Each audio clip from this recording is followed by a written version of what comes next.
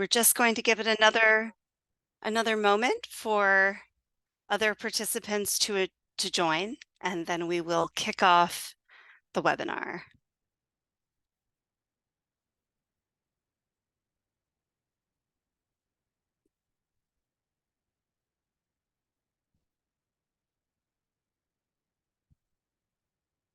Have you started admitting the participants? Because I only see, okay, here they come. Welcome, everybody.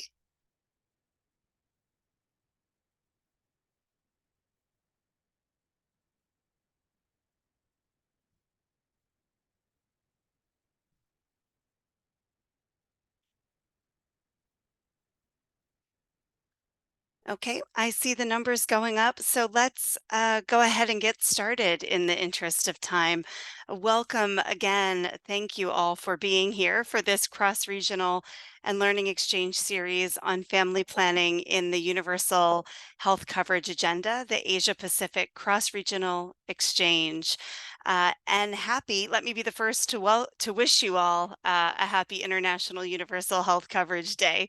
Today's series is co-hosted by FP 2030, Knowledge Success, PAI, and Management Sciences for Health. And it's fantastic to see so many of you joining us from around the world for this discussion. Please begin introducing yourselves in the chat so that we can see who you are and where you're joining from today. My name is Amy Baldasser-Bush, and I have the pleasure of being your moderator for today's session. I'm a Senior Director and Practice Area Lead Healthcare at Management Sciences for Health, and I also oversee the work of the Secretariat of the Civil Society Engagement Mechanism for UHC 2030. For those of you who don't know, UHC 2030 is the global movement and multi-stakeholder partnership for strengthening health systems and achieving universal health coverage. And as the civil society constituency, our more than 900 member organizations in 100 countries worldwide advocate to ensure that UHC policies are inclusive and equitable, and that no one is left behind on the road to achieving UHC. And so I'm very excited to be here for this conversation about the integration of family planning into universal health coverage. We have a fantastic panel for you today, and we look forward to your engagement and participation. Before we start, a few logistic reminders about using Zoom. We are recording this session and the presentations, and they'll be available after today's webinar. If you need technical support, please feel free to reach out to my colleagues who are monitoring the chat box. To ensure that we can hear the speakers today, participant lines have been muted, but we really encourage you to include your questions and comments in the Q&A box or the chat feature at any time. My co-hosts are standing by to collect your questions, and we'll do our best to respond to all of them. Finally, we encourage you to join us in amplifying the lessons from today's webinar by tweeting and posting on your social media feeds using the tags that you see on our screen. A quick note about today's agenda before we jump in. We'll start with 2 lightning talks after opening remarks from the head of FP 2030's Asia and Pacific Regional Hub. We'll jump into 2 lightning talks that frame today's discussion. Then we'll turn to a panel discussion, allowing us to learn more specifically from country experiences in Nepal, Thailand, and the Philippines. I'll pose a few questions to those panelists, encourage them to be in conversation with each other, and then we'll open up to you. At the end of the session, we'll be sharing some useful tools you can use in your UHC Day advocacy or your regional and country level efforts to advance family planning in the Universal Health Coverage Agenda. So please stay tuned for that. Next slide. Now it's my great pleasure to welcome to the virtual stage Sumita Banerjee, Managing Director for FP 2030's Asia and Pacific Regional Hub. Sumita, over to you. Thank you, Amy. So I just wanted to start by welcoming you. So esteemed colleagues, dedicated partners, ladies and gentlemen, as we gather here on Universal Health Coverage Day, it is an honor for me to welcome you to this webinar on the integration of family planning within the Universal Health Coverage Agenda. I also extend my sincere gratitude to all the organizers of this webinar, including my colleagues at FP 2030, Management Sciences for Health, Population Action International, and Knowledge Success for your collaboration, expertise, and dedication that were really critical to making this learning event possible. So as we go into our discussions today, it is really important to reflect on the global health landscape. As we all know, based on the latest UHC report, the world is significantly off track towards making progress in achieving UHC by 2030. Health service coverage has stagnated, and the proportion of the population facing catastrophic, out-of-pocket health expenditure has continuously increased, affecting about 2 billion people worldwide. So this troubling trend is consistent across all regions and the majority of countries, underlying the urgency of our discussion today. So UHC means that all people have access to the full range of health services that they need without facing financial hardship. Similarly, family planning is about health, rights, choice, equity, and empowerment. And let's also not forget that it is a fundamental pillar of reproductive health and rights. It forms the bedrock of gender equality and the empowerment of women and girls, enabling them to make informed decisions about their reproductive health. Yet, in developing countries, an estimated 257 million women who want to avoid a pregnancy are not using a safe and effective family planning method for reasons ranging from lack of access to information and services to lack of support from their partners and communities. So this threatens their ability to build a better future for themselves, but also for their families and the communities. Now, in the Asia Pacific region itself, where I am from and where many of us are from, there are deep-seated inequities in access to contraception, and it is particularly striking among marginalized populations like migrants, refugees, ethnic minorities, and young people, among others. And even though the region is witnessing transitions in fertility rates, some regions are moving from higher fertility rates to lower fertility rates, from aging populations, some have a youth bulge.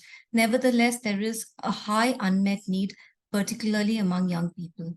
So there is really an urgency to provide information and access to contraception that is grounded in rights and choice for all those who need it. So let us be clear that the integration of family planning into universal health coverage is as much a health issue as it is a matter of human rights and equitable access. So integrating family planning into UHC has many advantages. It addresses issues of gender equality, economic empowerment, reducing maternal and child mortality, building strong, resilient health systems, but also supporting social and human development. And we will hear of this from some of our panelists later on. Our objectives for today's webinar are manifold.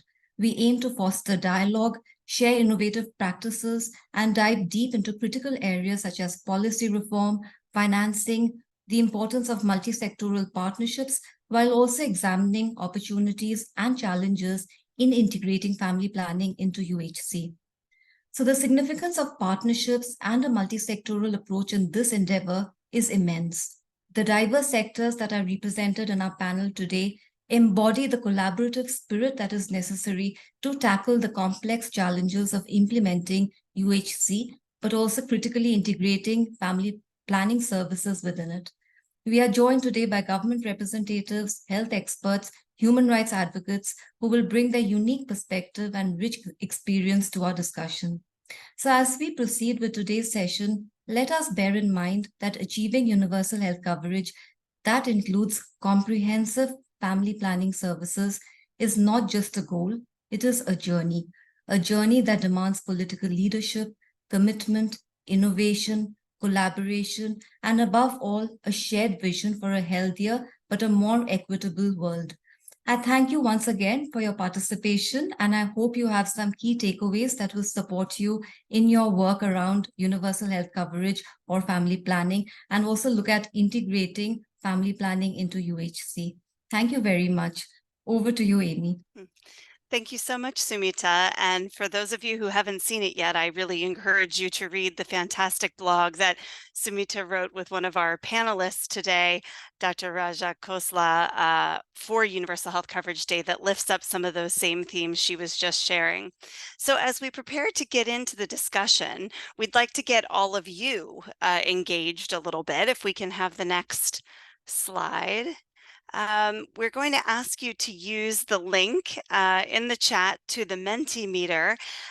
We're interested in your answers to two questions, so we have a sense of those of you who are joining us. How familiar are you with universal health coverage? The ideal, as you heard from Sumita, that all people have access to health services they need when and where they need them without financial hardship. And we're also interested in your advocacy perspectives. If you could describe the importance of including family planning in universal health coverage in one word, what would it be?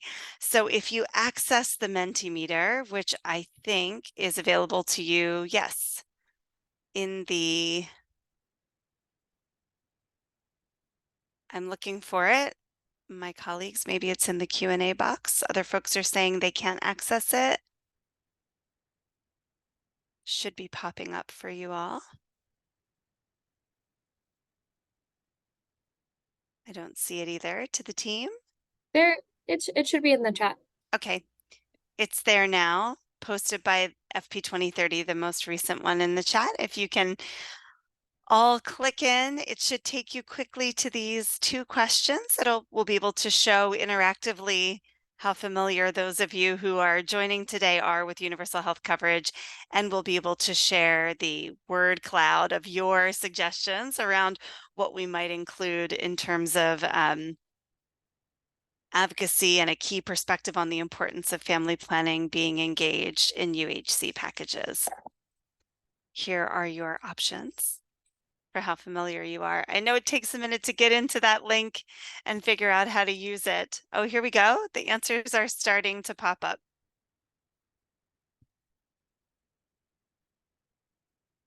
I agree. Universal health coverage is a basic right of all communities.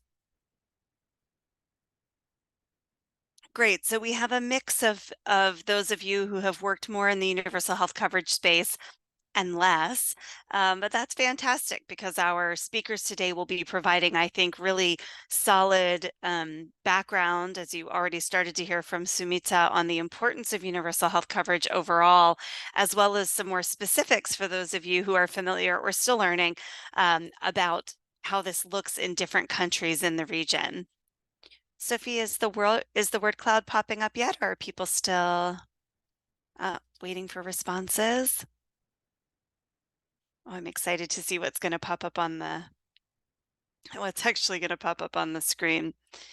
As we wait for those words to start populating, here they come, and what a good one to start with. Of equity and access. Let me talk a little bit about, while this is coming together, why we're here, why this is important today. And the words on the screen really underline why today's conversation is important. Our speakers are going to help us dive deeper into both the data and the multi-stakeholder efforts that are needed to ensure that every person in the Asia Pacific region has the opportunity to make informed choices about their reproductive health. And of course, without some of the words you see on the screen, that promise of universal health coverage and universal access to sexual and reproductive health and rights is an empty one. Today's conversation and the focus that you all are putting on the screen around equity, access, power to choose, the future, and human rights is timely because today is the first Universal Health Coverage Day following the second United Nations high-level meeting on universal health coverage, which took place in September 2023. At that meeting, the governments of the world recommitted to achieving universal health coverage by 2030.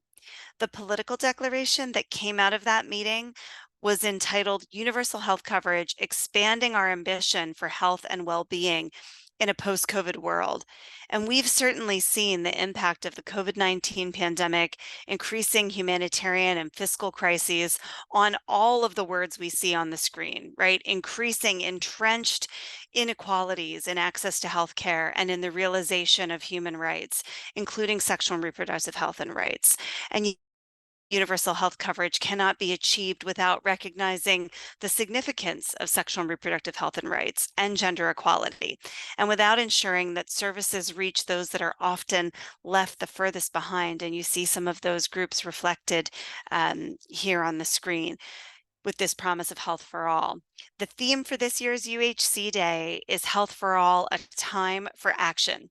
And so we're here today to talk about how we move from those global and regional commitments made to universal health coverage and to family planning and turn them into action at the country level, how we take action on the words that you see on the screen here. So thank you for responding and helping us to build this beautiful word cloud. I hope you'll join me now in welcoming our speakers for the two lightning talks. We've got some fantastic background sort of scene setting for you here with these two speakers. We're delighted first to welcome Dr. Rajat Khosla. He's with us today to share a bit of the landscape of family planning in the Asia Pacific region and insights on entry points for sexual and reproductive health and rights and family planning integration into UHC strategies. Rajat is the director of the United Nations University International Institute for Global Health. He works on global health and inequalities through the intersections of research, policy, and practice. Some of his current research focus includes racism in global health, social justice, accountability, gender, and digital health governance. He's widely published on global health issues such as these. Prior to his appointment at the United Nations University, he served as the Senior Director for Research, Advocacy, and Policy at Amnesty International and worked at the World Health Organization and the UN Office of the High Commissioner for Human Rights. And our second lightning talk following after Rajat, we're delighted to welcome Dr. Preeti Shakia for her perspective and experience on the importance of youth engagement around family planning in UHC work. Preeti is a physician, a writer, and a social impact entrepreneur from Nepal. She's the founder of Matri Nepal, a nonprofit working to advance maternal health by preventing maternal deaths due to postpartum hemorrhage. She also founded Project In Her Hands, a volunteer initiative to combat menstrual stigma and equity in Nepal. She previously worked with the World Health Organization Nepal as a surveillance medical officer and was nominated as the 30 for 2030 network by the UN Women, Asia, and Pacific Office for her work to advance gender equality in the region. So I'm going to open up first to Rajat for some background, and then we'll hand it over to Preeti. Rajat, please, thanks for being with us today. Happy UHC Day. Thank you. Thank you very much, Amy, and a very happy UHC Day to you as well. And good morning, good afternoon to everyone who are joining us today from all around the world. And my many thanks to Family Planning 2030 and others for organizing this learning series, and particularly to colleagues in the FP 2030 offices here in Asia Pacific. Colleagues, the United Nations Sustainable Development Goals set a target for ensuring universal access to sexual and reproductive health care by 2030, including family planning, information and education, and integration of reproductive health into national strategies and programs. Providing family planning services is one of the most cost-effective public health interventions, contributing to significant reductions in maternal mortality and morbidity, as well as social economic development of societies overall. Reproductive health having access to effective methods of contraception and appropriate health care through pregnancy and childbirth, so as to allow women and their partners to make decisions on fertility and provide parents with best chance of having a healthy baby. Women who have access to contraception can protect themselves from unwanted pregnancies. And both previous speakers have talked about that in some details in terms of what are the benefits of ensuring access to reproductive health services, family planning as part of UHC packages. Spacing births can also have positive benefits on both the reproductive health of the mother and overall health and well-being of the child. Modern contraceptive methods such as condoms, contraceptive oral pills, injections, intrauterine devices, and implants are more effective than traditional words. Over the last 20 years, the Asia-Pacific region has seen some impressive progress and improvements to sexual and reproductive health. This is due in part to the increased use of modern contraceptives and improvements in the provision of reproductive and sexual health care. However, despite improvements, colleagues, there is still 140 million women in the region with the unmet need for family planning. And unfortunately, the inequalities within the regions and within the countries is rather profound. The prevalence of modern contraceptive method use varies across countries and territories in Asia Pacific. It was high on average across high income and upper middle income countries and territories, ranging between 62.3% to 60.4% respectively. In a few of these countries and territories, such as China, Macau, China, and Thailand, more than 3/4 of married or in union women of reproductive age reported using modern contraceptive methods. The average prevalence is very low in low-income countries and territories to about 45.2% only. In countries like Papua New Guinea, Pakistan, Solomon Islands, less than 1 out of 3 married women report using modern contraceptive methods. In Myanmar and Philippines, the use of modern methods is between 22 and 16 percentage points higher, respectively, amongst women with highest education than women in lowest education. In Papua New Guinea, the use of modern methods is 11 percentage points higher amongst women living in urban areas than amongst those living in rural areas. While in Mongolia and Cambodia, women living in rural areas report a higher percentage use of modern methods. Based on income levels provides a very interesting picture. Differences in the use of modern contraceptive methods are large in India, Pakistan, and particularly PNG, where use of modern methods is 24 percentage points higher amongst women from households in high-income quintile than women in low-income quintile. Demand for family planning is not satisfied amongst adolescents and youth in Asia-Pacific countries and territories where the average age of marriage is low and gender inequalities remains very high. So the question becomes, colleagues, is so what do we do about it? And what are some of the learnings of good practices from across regions, not only in Asia Pacific, but elsewhere as well, in context of sexual and reproductive health in universal health strategies that should be considered prioritizing? And I have a very quick 10-point agenda to suggest. The first is policy alignment.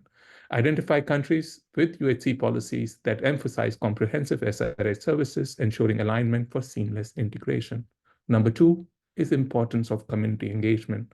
Tailor interventions to address local cultural perceptions and encourage community involvement, fostering acceptance and sustainability.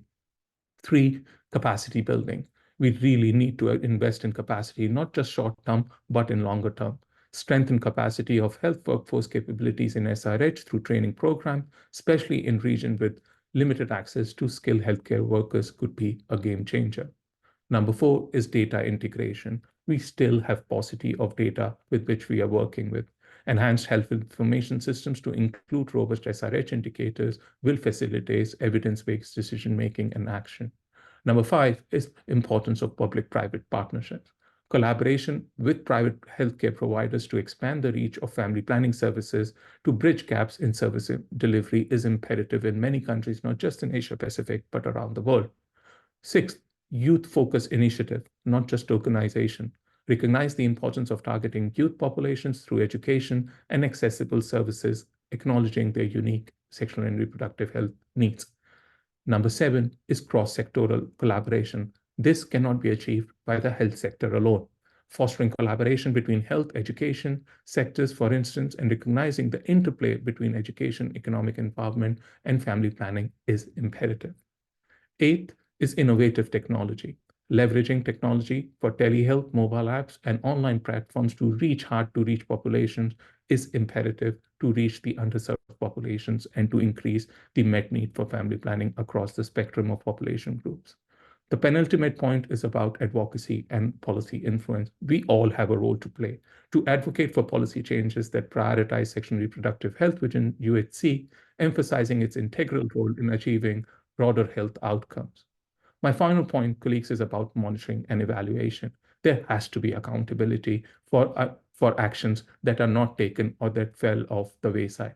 Implementing, therefore, robust monitoring mechanism to areas to assess the effectiveness of integrated family planning services within UHC, allowing for continuous improvement, will take us a long way of ensuring universal health coverage with sexual and reproductive health for all. Thank you, and back to you, Amy.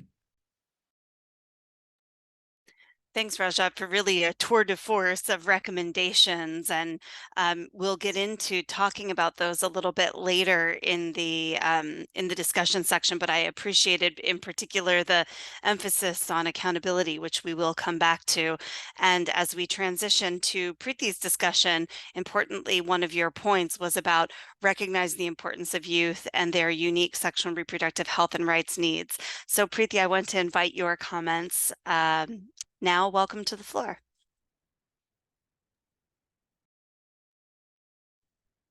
Hi, Amy. Thank you so much for the introduction. It is an absolute honor for me to share this space with esteemed professionals and dignitaries from the Asia and the Pacific, and to add to the discourse on the vital importance of youth engagement in universal health coverage, particularly in the realm of family planning. Well, let me begin by sharing some of the positive strides that Nepal has achieved in terms of family planning and universal health coverage. When you talk about positive strides, Nepal has achieved in terms of family planning. Nepal is one of the very few countries in the Asia Pacific to have a standalone law in terms of Safe Motherhood and Reproductive Health Rights Act from 2018. There's been an increasing trend in terms of modern contraceptive use, with over 3 million girls and women in Nepal using some form of modern contraception as of 2022. Since 2015, Nepal has increased its investment in family planning programs by 7% every year, substantially increasing the availability of a broad range of modern contraceptives across the country, as well as improving their quality and expanding their reach to underserved populations.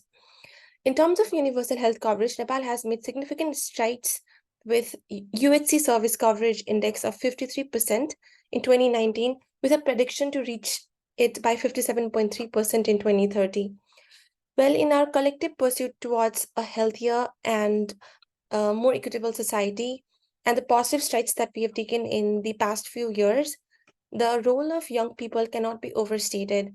As someone who has been actively involved in advocating for meaningful youth engagement in terms of UHC with a focus on family planning and sexual and reproductive health rights on a broader aspect, I've witnessed the first-hand transformative power of youth engagement.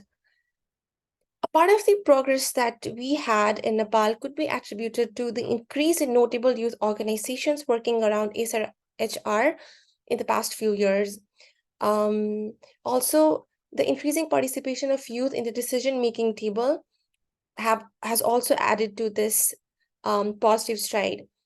Also, policymakers have been making strides to ensure youth-friendly youth-friendly services in terms of family planning. Well, in spite of this progress, substantial unmet needs for modern contraceptive use persist, contributing to high levels of unintended pregnancy. Nepal has the third highest rate of child marriage in South Asia, with 37% of Nepali women aged 20 to 24 married by the age of 18. Well, Nepal also ranks third among countries in South Asia when it comes to adolescent fertility rate, with 71 births per 1,000 women. There is also a problem of high unmet need of contraception, with 30% of young women aged 15 to 24 having unmet need of family planning. I think a couple of reasons these issues persist could be due to poor engagement of adolescents, especially the minority groups in terms of LGBTQIA or young adolescents with disabilities being prevented from decision-making table.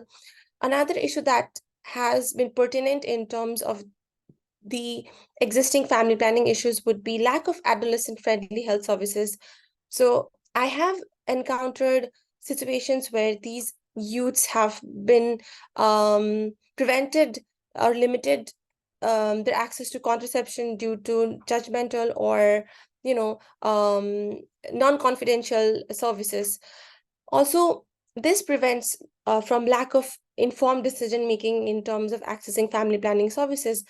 Also, Nepal has a high out-of-pocket expenditure in terms of healthcare, with over 57.4% of health financing coming from out-of-pocket expenses, which makes the youths in the low resource settings difficult for them to access these family planning services.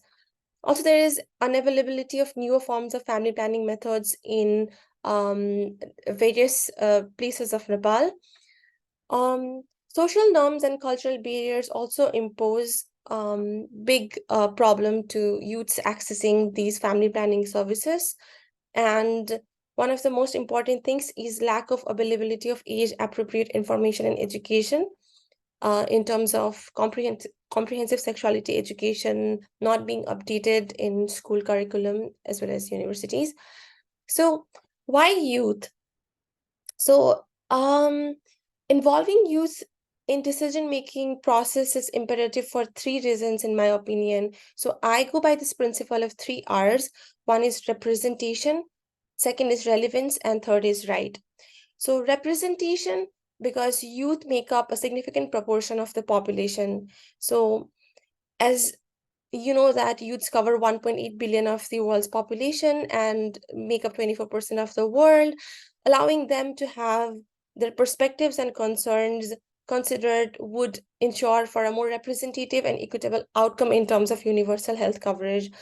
And relevance, because youths have the first-hand experience of the things that they undergo with, and they could provide valuable insights in terms of solutions, which could in turn result in more relevant and effective policies.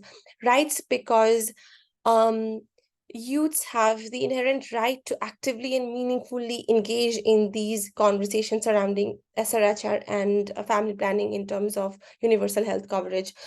So I'd like to move on to some solutions that I think would be helpful in engaging youths in terms of family planning in the realm of universal health coverage.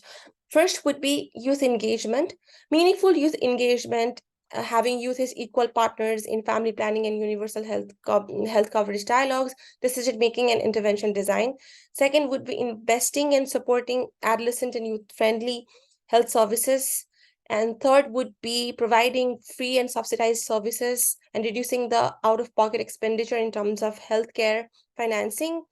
Fourth would be training the healthcare service providers to offer non-judgmental and more confidential care. On a broader level, since I spoke about social norms and stigma, addressing the social norms and stigma on a broader level is important in helping these youths and adolescents have more open discussions about their issues. So in conclusion, I'd like to say that achievement of UHC looks different for each country, as you know, each country's because of unique health system for each country. But no matter what approach is taken, it is critical that adolescents and young people have the seat at the decision-making table and are at the center of these conversations and decisions. Adolescents and youth have a right to actively and meaningfully engage in all matters that affect their lives, and progress cannot be made towards achieving UHC without engaging intentional, mutually respectful partnerships with young people to devise context-specific solutions.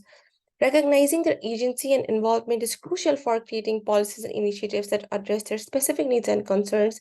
It is imperative to let youths have a say at the decisions that impact them the most. Only then we can leave no one behind. Thank you. Fantastic, Preeti. Thank you for the 3 R's, which complement Rajat's 10 quick takeaways. And thank you especially for lifting up the importance of social participation, which is also something that governments committed to at the high-level meeting. They committed to having those communities at the table that are often left behind. Some of the groups you were talking about, not just young people in general, but young people living with disabilities, LGBTQIA, and others who are often left behind of the the road to achieving universal health coverage and the importance of having their voices shaping policies, services, and programs that are targeted at them. So we'll have more of an opportunity to learn also about the experience of Nepal in just a moment as we move to our panel. I do want to recognize that Rajat had to leave us. He's attending another UHC Day event at the same time. So we'll thank Rajat for his intervention, but Preeti will be here sticking around. And after we have the panel discussion, we'll have time for questions and answers with all of the panelists and speakers. So with that, I would like to move on to inviting to the virtual stage our panelists for the next part of the discussion. I'm starting to see you pop up. And next slide, please. I'll start to introduce them. Here we are. First, I'm joined by Ms. Kabita Aryal, who is the Section Chief of Family Planning and Reproductive Health of the Family Planning and Reproductive Health section in the Family Welfare Division, Department of Health Services at the Ministry of Health and Population in Nepal. She is responsible for policy and programming on family planning, adolescent sexual and reproductive health, and addressing reproductive health morbidities at the national level. She has more than 15 years of experience in the field of sexual and reproductive health and rights and is a registered nurse. I'm also very pleased to be joined by Mr. Kanitsak Chantrapipat, who is the director of the Bureau of Primary and Preventive Care Management at the National Health Security Office of the Government of Thailand. His office manages the Primary Care Fund, which is responsible for promoting and strengthening primary health care service facilities, designing the payment systems, which help to support the Thai people accessing essential health services at the primary care level, including access to health promotion and disease prevention, and also oversees the provision of financial systems for vulnerable populations to ensure they can access health services. And I'm also joined by Dr. Pura Angela Piwi Ko, a health policy and health system expert with 15 years of experience in the development sector, research, advocacy management, and leadership of various health and development organizations. She's currently the country director of ThinkWell, an international health systems development organization that works to improve health outcomes in low and middle income countries, and she's based in the Philippines. So I'm going to pose a question to each of our panelists, give them an opportunity to share with us a little bit their own country experience in the integration of family planning into universal health care packages and programs. And it should also be a great opportunity to hear the perspectives of those within government and those from the development sector that help to support government in their work on their UHC journey. So Kabita, I'll start with you. We just heard some great lessons and experiences from Nepal, thanks to Preeti. I wonder if you could share with us a little bit more about the government of Nepal's journey to implementing universal health coverage, including implementation of the universal health coverage law at national and provincial levels. Over to you. Thank you, Amy. I think I have to turn off the camera because there is some issues with the band. Sure, thank you. It's most important that we hear your talking points. Go ahead, Kabita. Part of this important webinar, and I'm going to share our country journey toward the universal health coverage implementation, especially in family planning program.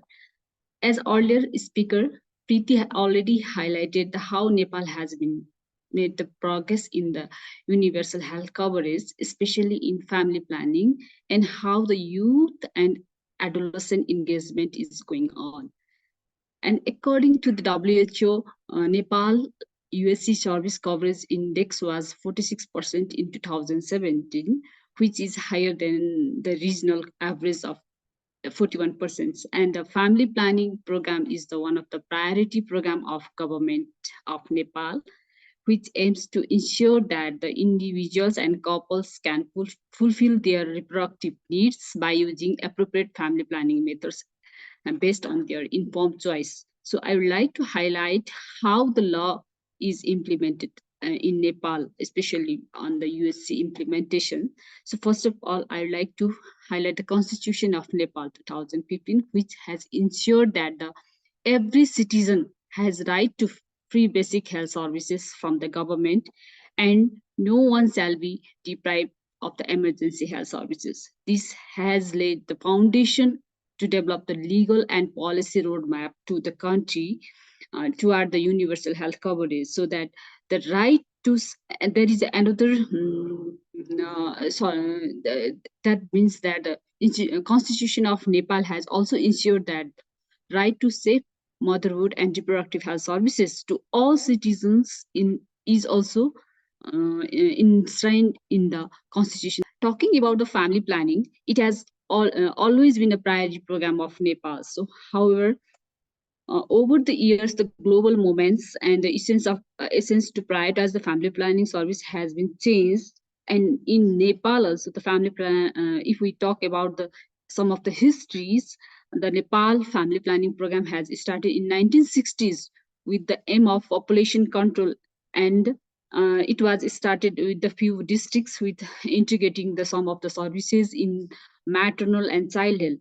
In around 1965, some of the methods like permanent method family planning has initiated by governments, and the family planning was also identified as a prioritized area by National Health Policy in 1991, and the Essential Health Service Packages in 1999 was developed to provide health services, including family planning, in an equitable manner to all citizens. Then Nepal made a commitment to ICPD Plan of Action in 1994, which transformed the agenda of family planning into the individual right of women and men. To fulfill this commitment of government, the reproductive health strategy and safe motherhood policy in 1998 was endorsed and implemented.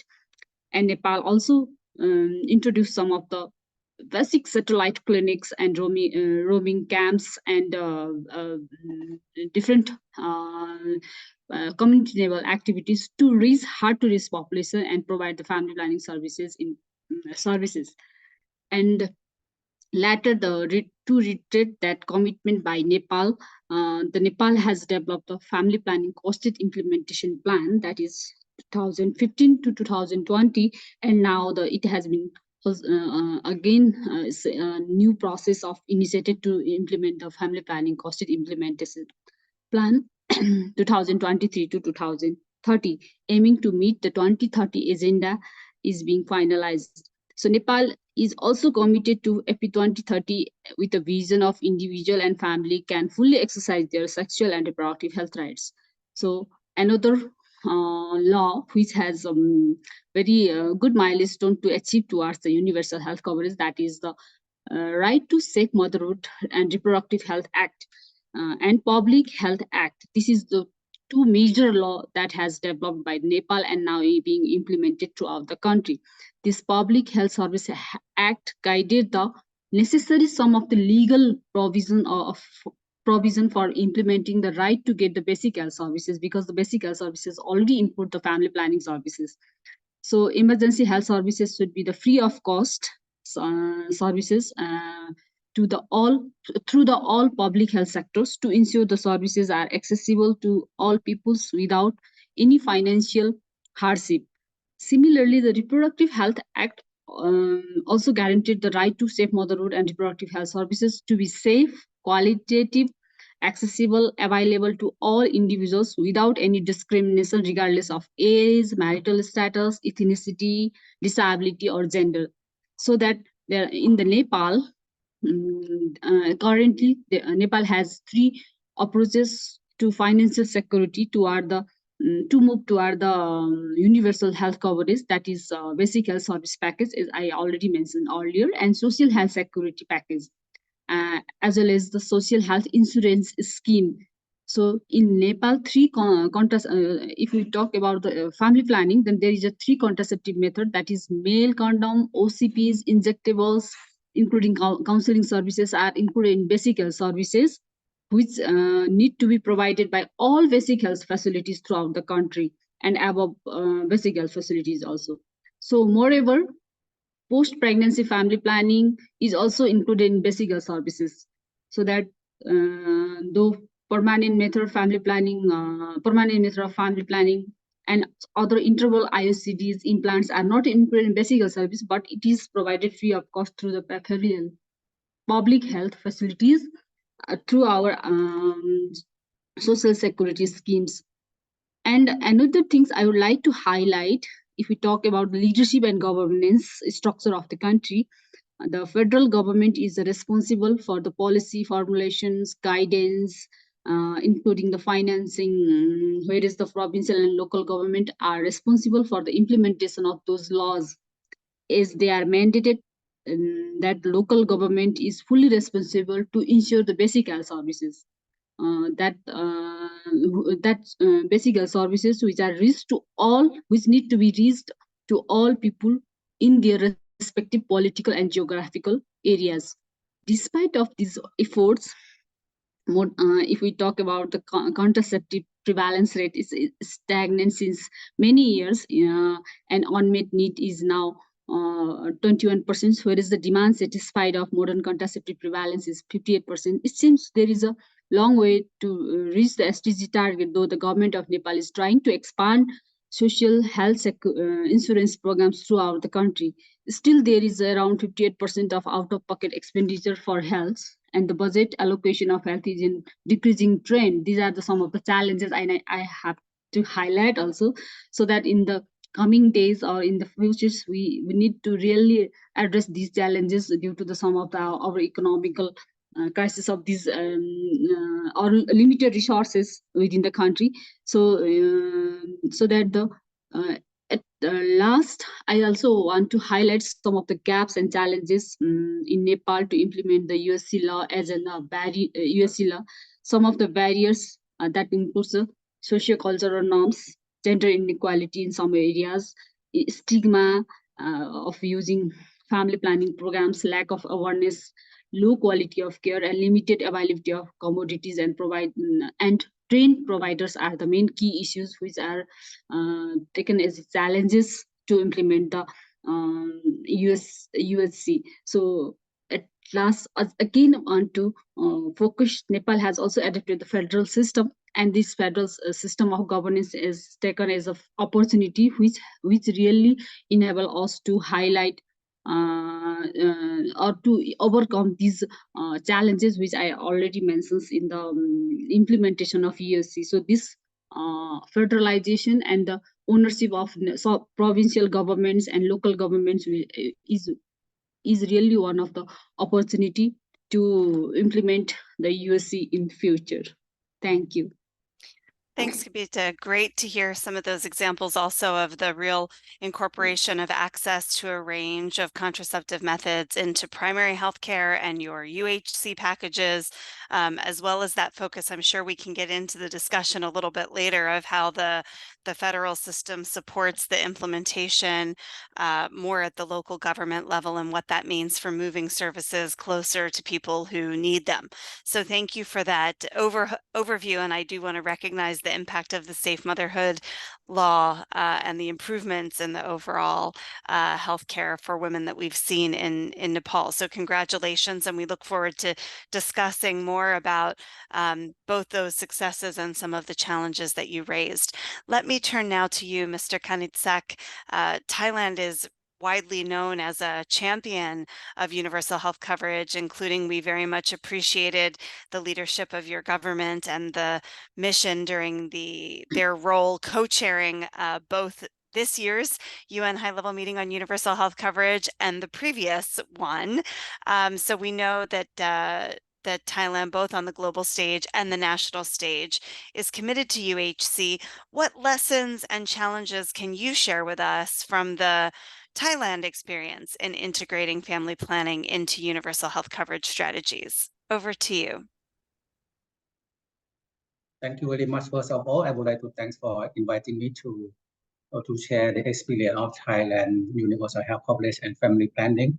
I'm from NHS, or the National Health Security Office of Thailand. In terms of universal coverage, Thailand has three main public health insurance schemes, cover 100% of Thai population. So we achieved the universal health coverage by the year 2002. The goal of the universal health coverage in Thailand is based on the universal principle is that the Thai citizen has the right to equally access to quality health care services according to their needs, regardless of their socio-economic status. One of the key strategy objective of the universal health coverage is to focus on health promotion and disease prevention, as well as the curative care. So health services in terms of the benefit package, according to the National Health Security Office, Act the year 2002 includes the health services directly provide to the persons not only curative care, but also prevention and promotion services and also rehabilitations. One thing is the health promotion and disease prevention services is provide to the Thai citizen with free of charge at the point of services. The benefit package for health promotion and disease prevention, of course, family planning is one of the services in the health promotion and disease prevention. The benefit package start from birth until pass away. So actually, we divided the benefit package into 5 categories depending on age of the persons. Start with on the birth and until 5 years, children until 24 years, and adult from 25 to 60, and elderly after 60 years old. About family planning in our country, family planning policy in Thailand, for the family in the past, Thailand starting by apply the principle of contraceptive first to control the rate of population growth that will affect the balance of society. Since the year 1970s, when the teenagers has taught single life until the rate of population growth decreased dramatically. Thai government therefore changed the policy to focus on promotion, the quality of population, and promoting quality growth of the population in Thailand. And now, the government, because of now Thailand is facing the problem of low birth quality, teenage pregnancy, inaccessibility to the contraceptive services, as well as other social problems related to low quality birth. Currently, government policy focus on improving the quality of public health services, prevention and solution of teenage pregnancy. For family, the aim of family planning policy in Thailand, the first one is to prevent unwanted pregnancy and reduce unsafe abortions. The second is to have pregnancy when desired, have a children while the parent are the appropriate age. And the third is to prevent a high-risk pregnancy. This one includes cases where the mother is too young or too old, and the children has a children too close, and also to has the congenital diseases. The fourth one is have appropriate number of children. And the last one is to prevent sexual transmitted infection, includes venereal disease and this group and HIV/AIDS also. For the family planning services benefit package, will including the first one provide education and advice on family planning, providing the birth control services to prevent birth, including preventing conception and abortion. The third one is treat infertility, to teach sex education and family life. And the last one is to provide other services such as counseling about genetic disease and premarital and pre-pregnancy counseling services for procuring and adopting children, and also providing services, screening services for female genital cancer and in the early stage. In terms of the benefit package, with our system, the Thai citizen will get the services with free of charge at the public health facility, and also the private facility with enroll to our system. The first one, we start with the benefit package, start with pregnancy test, with all services with free of charge at the point of services, pregnancy test, temporary birth control, with a hormonal form, oral contraceptive, combined or oral contraceptive pill, progestin only pill, and also emergency contraceptive pills. And also injection contraception. For non-hormonal method, we provide condom. This year, we do central procurement increase from 25 million pieces to 140 million pieces. And also the third one is semi-permanent contraceptive services. We have contraceptive implants and also IUD. And the last one, we have a permanent birth control for male and female sterilization. For the benefits package for provide the services to the women who are experiencing the problem or not ready to treated pregnancy or unwanted pregnancy, to termination of a pregnancy. Under the law and code of conduct under medical council, we provide the services with medical procedure or vacuum aspirator, and also with the method for using medicines, metabol, or the combination of misoprostol and misoprostol. For the infertile benefit package, who motivate the people who have a children, benefit package for infertile treatment and artificial inseminations, injection male semen into the woman, and also in vitro fertilizations. So all services can access or to get the services from the public hospital throughout the country. Start from the community health center until community hospital, general hospital, and also the regional hospital. And also the private hospital can be accessed under the universal system. And also nowadays we expand the services to the private pharmacy, drugstore, also nursing clinic, private nursing clinic, because to reduce the out of pocket. So previously the teenager, they will buy the condom at the pharmacy drugstore. Now today they can get the free of charge from the pharmacy drugstore. I think that's all for the experience of Thailand family planning uniform for the universal health coverage. Thank you. Fantastic. Thank you, Mr. Kanitsak, and thanks for sharing the wide range of methods, of services. And I remember you telling us in the prep call about the adolescents being able to access the condoms even in the vending machines. So some great approaches to increase accessibility to family planning in Thailand. Thank you for sharing that experience. And now, Pee-wee, over to you. Wanted to talk a little bit about your experience in the Philippines and maybe more broadly the experience of development partners, the role that development partners play in supporting governments on their UHC journey and some of the particular country experiences you've seen in the Philippines, including around health finance for the universal health coverage packages that include family planning. So welcome, and over to you. Thank you, Amy, and good morning, good afternoon, and good evening, everyone. I'm happy to be here. Again, I'm Pee-wee Ko, and I'm Country Director of Think Well in the Philippines.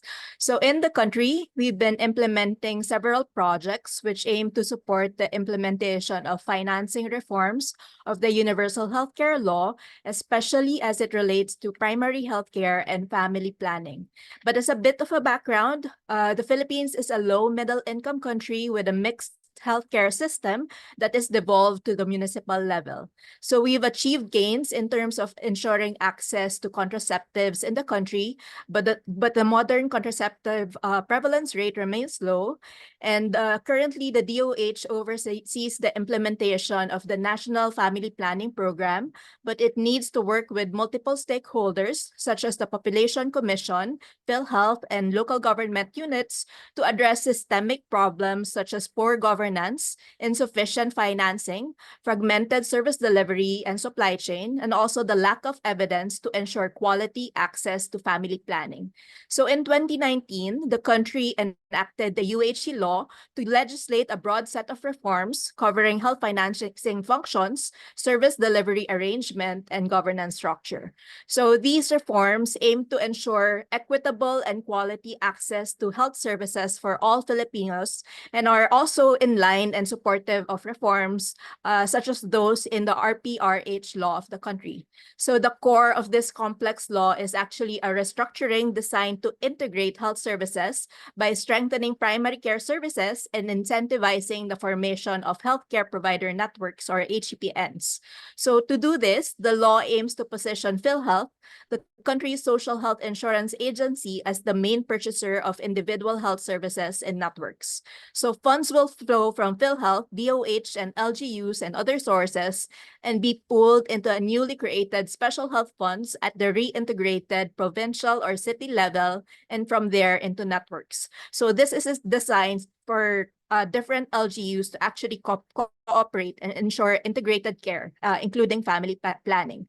So through the strategic purchasing for primary healthcare project, we have supported PhilHealth in improving its primary care benefit Consulta to incentivize the services of the primary care provider.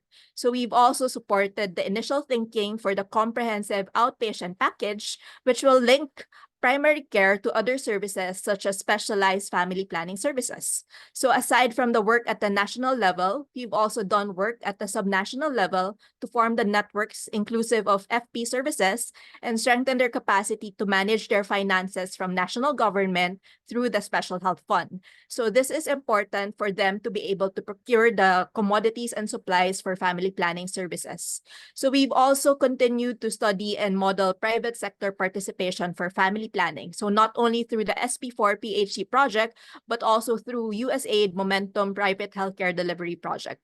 Finally, we've also supported the POPCOM in monitoring the flow of resources on family planning and population activities by helping conduct the UN Population Fund NIDI Resource Flow Survey.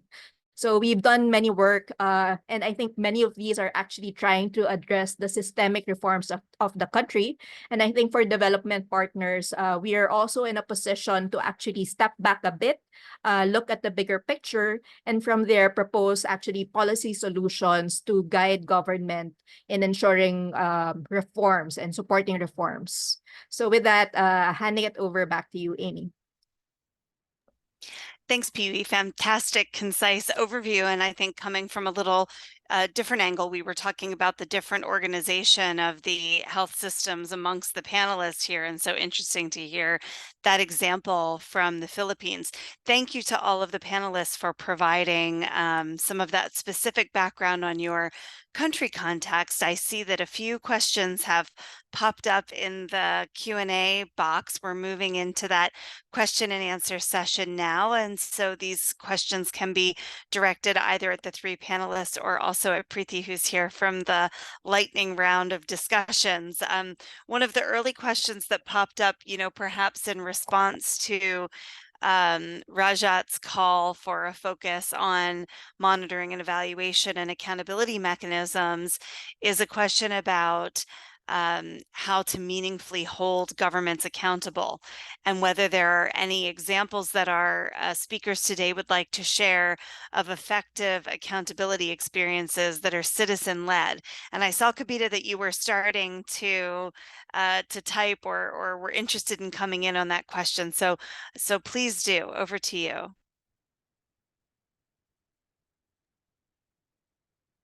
Thank you. I like to. I just try to how. I don't know how it's a answer or not, but to relate with the experiences of Nepal, we if to make the government accountable, that I think there is some of the law provisions are the most important to make the government accountable, and some of the if there is a policy documents and guidance will help to have to as a make government accountable. So law in the context of country, law is the most important to hold the government accountable. And from the citizen-led accountability, we are using the social audit for the health program also, so that the citizen used to be a part of that social audit, and they are more accountable with the services provided by the government, and provide the feedback to them. This is the one of the mechanism within the country we are trying to address that accountability part. Thank you. Over to you, Annie.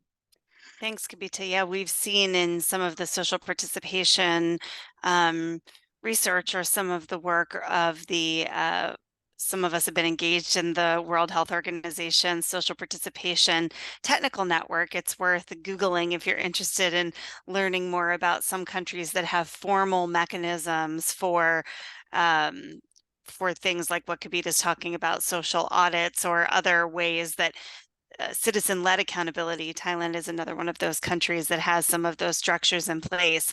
I don't know whether Preeti or others want to touch on the social or on the accountability question before I move on to the next one.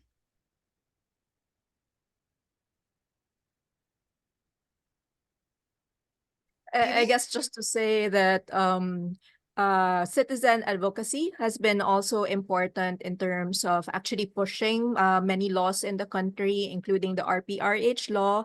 And just in terms of the UHC law as well, and the financing reforms here, actually one critical key to that as well is also in ensuring that the PFM processes are actually strengthened. And with that, there's also strengthened monitoring of the budget from its actual first, also looking at how it's first budgeted, but eventually how the money is actually executed. Admittedly, though, it's still very weak in the country. So this is actually one of the next steps in ensuring the reforms. So not only in terms of ensuring that there's legislation, but actually also monitoring how the money is actually flowing and how it's being utilized, ensuring that there are sufficient funds for priority services such as family planning. Fantastic. Thank you. And I'm going to drop a resource in the chat for those who may be interested in some of the work on social participation for health engagement research and empowerment that some of us at the Civil Society Engagement Mechanism are a part of. But let me make sure we get to this other question, an interesting question from a researcher who's in the audience today, asking in particular about the focus on social norms that affect adolescent sexual and reproductive health and rights for girls.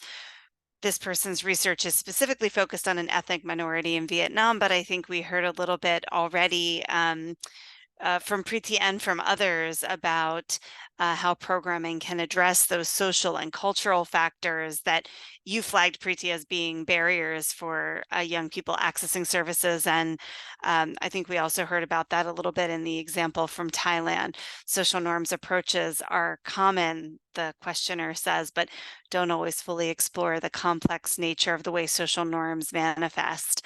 Preeti, please go ahead and make a start on that one. Thank you, Amy. So, thank you for the question, Leah. So, having worked in the sector of menstrual health and menstrual stigma in Nepal, so I feel like what has really helped in terms of programming is having members from the community participate in the programming, and we start from the needs assessment itself. So having them from the start, and involving them in the planning as well as implementation, and later on the assessment of the program has really helped, because we feel that community members with their lived experiences are the a best person to understand their needs, as well as when our programs resonate with their values and lived experiences, the outcomes are really successful. So next thing would be multisectoral collaboration in terms of key stakeholders who are people from religious institutions and local leaders, as well as local healthcare providers, to address these social norms comprehensively, because I think societies are most likely to listen to these religious leaders as well as local leaders from the communities. And I think third thing would be, conducting in-depth qualitative research in terms of understanding the specific social and cultural factors, influencing these social norms and how they impact behaviors. Thank you. Thanks, Preeti. Anyone else? Kavita, Sumita, others who might like to talk a little bit about the social norms or the particular situation for adolescents seeking sexual and reproductive health and rights services. I thought it was great that Mr. Kanitsek also raised comprehensive sexuality education. Anyone else on the question about the norms? Kavita, did you come off mute? Yeah, I just want to highlight this because Nepal is also one of the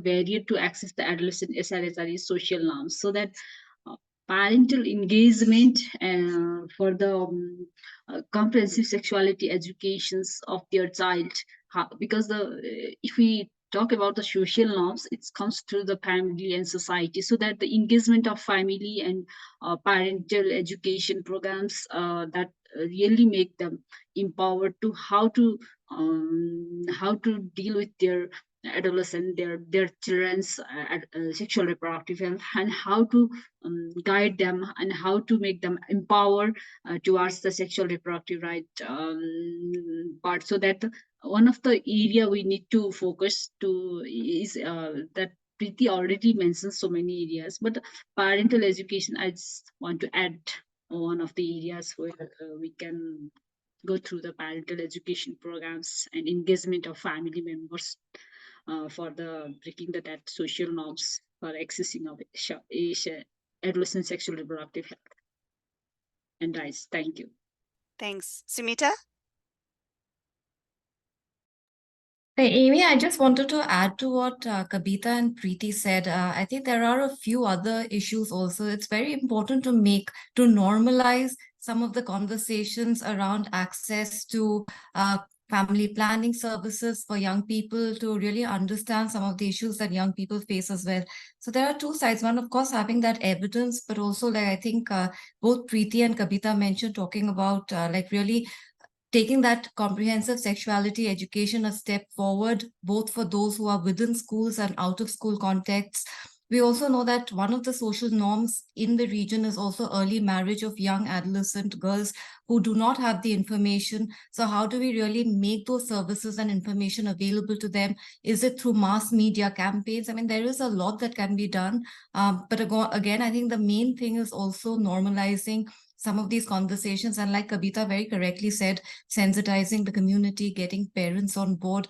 So it's a process which has to be integrated from the very beginning, and then also providing that information from a slightly younger age, because I think once girls are married at say 15, between 15 to 18, we know that in many countries in the region, the age of marriage is 16. It's around that age. By the time a girl hits 15 to 16, by the time the girl is 18, she already has a child, probably on the way to having another child. So how do you start these conversations a bit earlier and sensitize the girls a little bit earlier, but also engaging boys, men, and the community? Thanks, Amy. Thanks, Sumita, for bringing in those important points, and I hope that's helpful, Leah, and others who are interested in the focus on adolescent sexual and reproductive health and rights, which is an important part of this conversation around achieving truly universal access means not leaving out key populations who are in need of that education as well as services. We heard a bit about the different financing approaches, not only in Pee Wee's discussion of the scheme in the Philippines, but also in the comments from Mr. Kanitsak in Thailand. I wonder if one of the questions we were thinking about prior to the webinar was really around, what funding models have proven to be most effective in sustaining family planning services in the context of universal health coverage. Thinking about that sort of longer term sustainability, we heard, I think it was from Preeti or from one of the speakers from Nepal about, a strong reliance on donor funding. We see other governments mobilizing funding to address that out-of-pocket challenges of universal health coverage differently. I wonder if any of you would like to talk a little bit more about the funding model in your country ensuring sustainability of the access to family planning. Maybe Kanitsak or Pee Wee or others? Yeah, actually, it's also an interest of ours, comparing the difference in terms of centralized versus decentralized settings. So Thinkwell actually has done work with WHO in terms of that. Additionally, I was mentioning to Amy that we also had this webinar last week on integrated healthcare.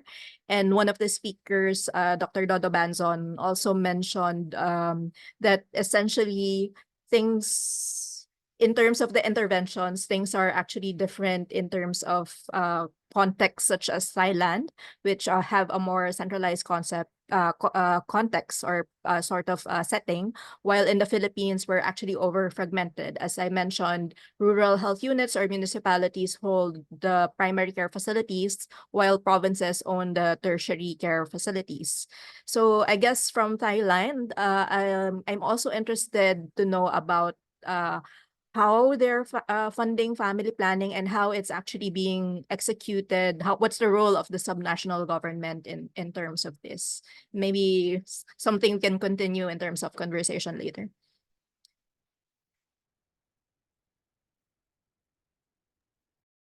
Thanks, Pee Wee. Mr. Kanitsak, are you able to come in on that question related to the role of subnational governments?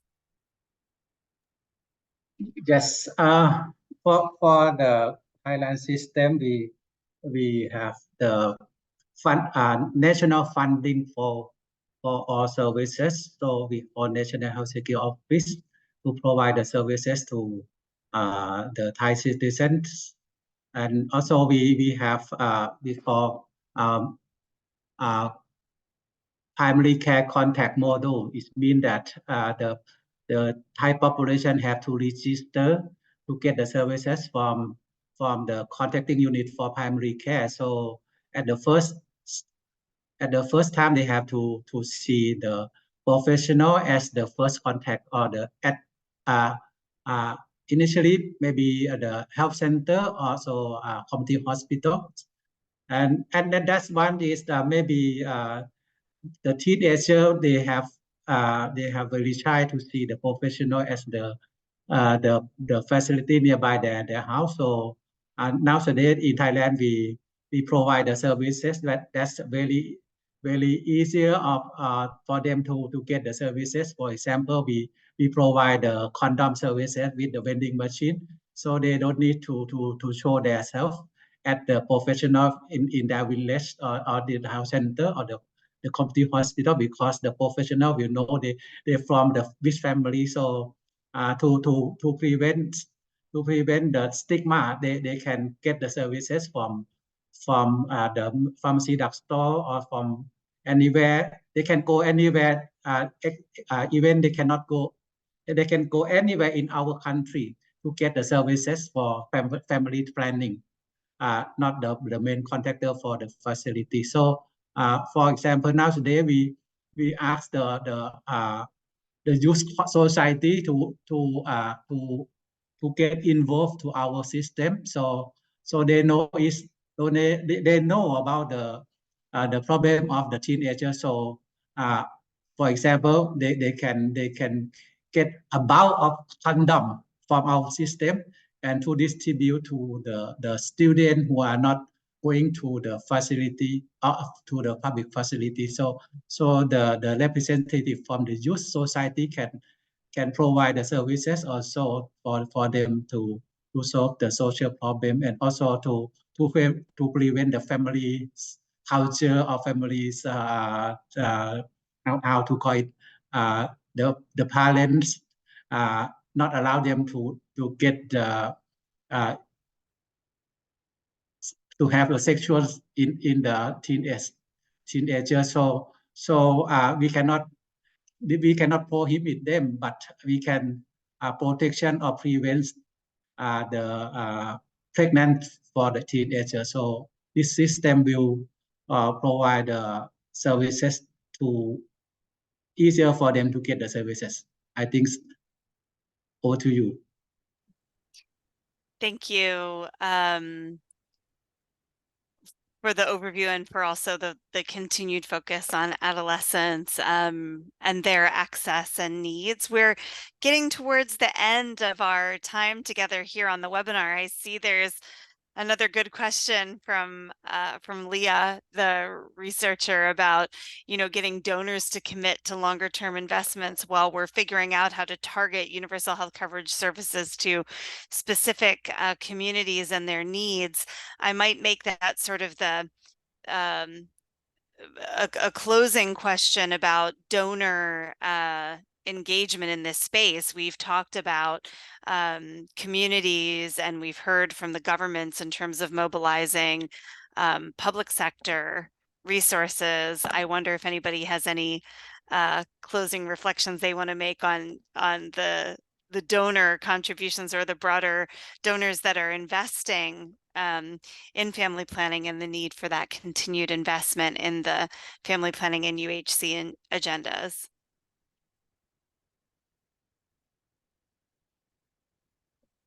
It's broader than what she was asking, but.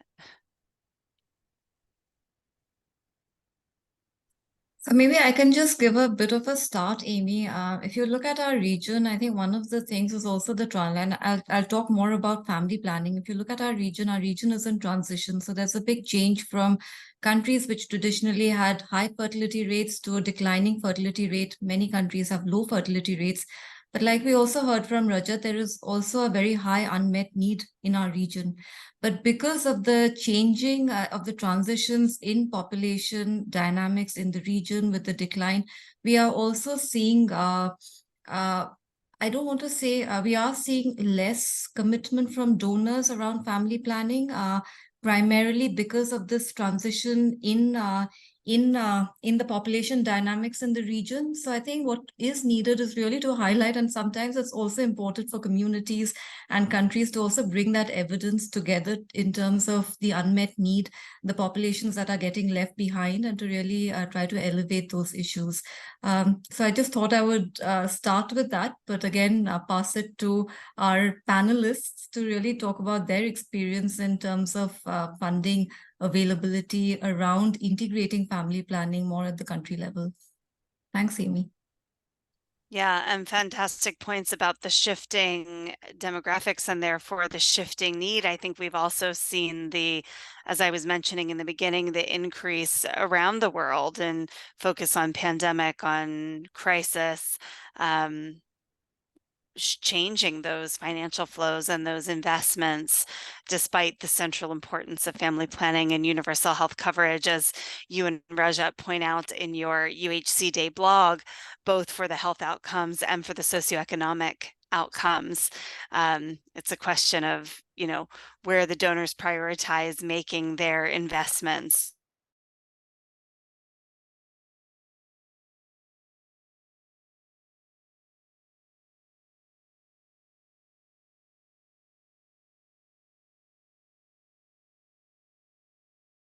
of resources. My colleague Dakshita has put some links to things into the chat. Here you see a couple of examples on the screen. So we encourage you to take a look at, and many of these resources are available on the FP 2030 or the Knowledge Success websites.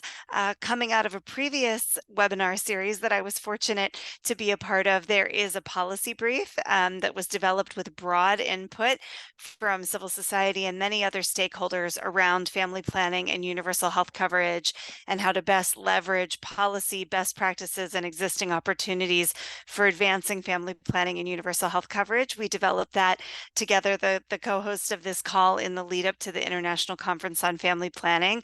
And I think it's a helpful briefer, especially for those of you who may not have as much experience in the family planning advocacy space. I also wanted to flag, if you're interested in the outcomes of the United Nations high-level meeting on universal health coverage that I mentioned, we at the Civil Society Engagement Mechanism for UHC 2030 have developed a number of tools. The link is in the chat to an analysis of the political declaration, as well as a high-level briefing note. There are also analyses on that site of the other UN high-level meetings that happened on pandemic preparedness, prevention, and response, and tuberculosis, and how those intersect with universal health coverage. There's a great, you see some of it here on the screen, FP Insight collection powered by the Knowledge Success team, a depth of resources there and on the Knowledge Success website on blogs about the intersections of family planning and universal health coverage. So again, those links are in the chat, and we encourage you to use them and access them. The recording from today will also be available on those platforms, and there was a previous dialogue series in West and Central and Southern Africa that may also be of interest to you. In addition to those resources, the partners on this call remain available if you have questions or need support for your advocacy. Please don't hesitate to reach out to us. Let me thank again our fantastic speakers for today, for sharing their specific experiences, for being flexible in responding to the questions, and for giving us some great context on the importance of and the strategies for and the challenges to integrating family planning and universal health coverage. Let me also thank again our co-host, FP 2030, Knowledge Success, PAI, and on behalf of those of us for Management Sciences for Health, thanks again for having us as part of this partnership. Again, we do encourage you to amplify this event as well as the outcomes and the learnings. I'm glad to see some of the messages in the chat that this has been helpful. Continue to help promote this on social media and share to your network so that other advocates can have access to these resources. Consider connecting with FP 2030 and becoming a commitment maker to their important global work. More about that on the FP 2030 website. We look forward to engaging with you again in a future part of this learning series. Thank you again for being here. Thank you all for your commitment and your advocacy on behalf of all people who need access to family planning. Thank you for the recognition that we can't achieve universal health coverage without family planning and universal access to sexual and reproductive health and rights. And most of all, wishing you a happy International UHC Day 2023. Thanks also, finally, to those behind the scenes. It takes a lot of work to put on a webinar like this that has gone so smoothly. So thank you to the teams from all of the partner organizations that have been answering your questions, getting you registered. It's been a pleasure working with you all. Thanks again for having me, and good evening or good afternoon, wherever you are in the world.